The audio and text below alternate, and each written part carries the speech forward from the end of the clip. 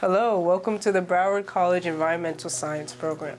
Today I'll be introducing two saltwater systems that we have. For the first one, we have a 150-gallon saltwater aquarium from Waterbox that's composed of LED lights that are AI blades. We have the GHL fan that helps regulate the temperature within the tank.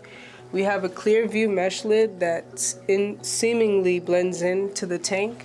It also allows us to have a feeding door to help feed the fish. We also have algae clips from Two Little Fishes, and this allows us to store algae in the tank and allow the fish to eat throughout the day.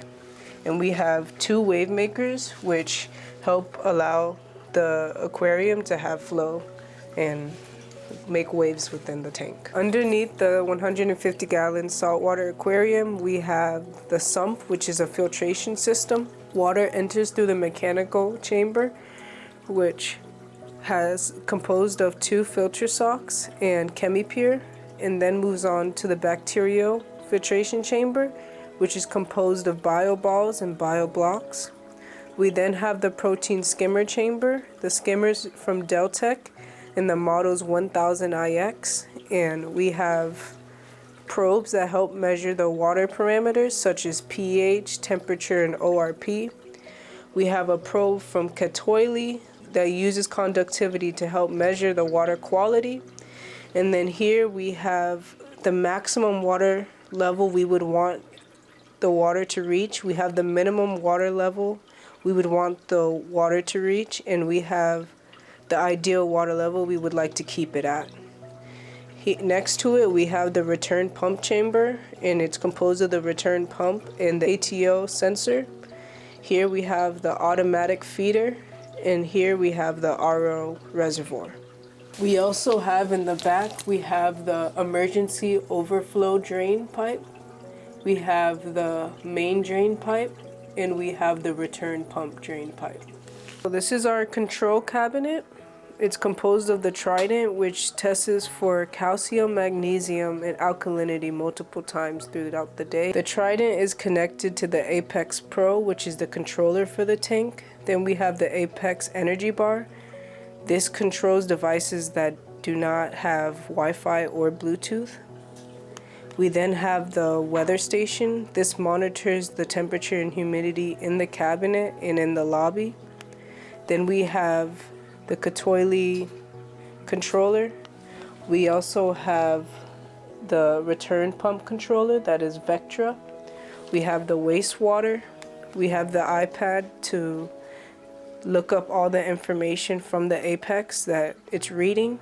We have the Wave Maker controller and the backup battery for the Wave Maker. We also have the Helios heater controller, and it tells us the temperature of the heaters. We have the MXM module, which controls the temperature and lighting within the tank. Inside the tank, we have two peninsulas that the student made from Carypsi artificial live rock. In the tank, we have many reef fish along as invertebrates.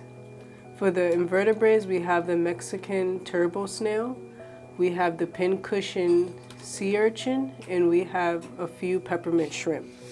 For the reef fish, we have the magnificent foxface, the Banggai cardinal fish, the snowstorm clownfish, the Halichoerus rus, the Bellis angelfish, the flame angelfish, the convict tankfish, and the resplendent anthias fish. This other tank is a 30-gallon. It's a water box Eden tank. It's designed for fresh water. However, we have adapted the system to hold marine organisms.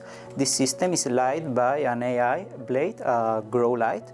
We have in this system a wave maker. This one is a gyre. And we also have a surface skimmer and an ATO sensor.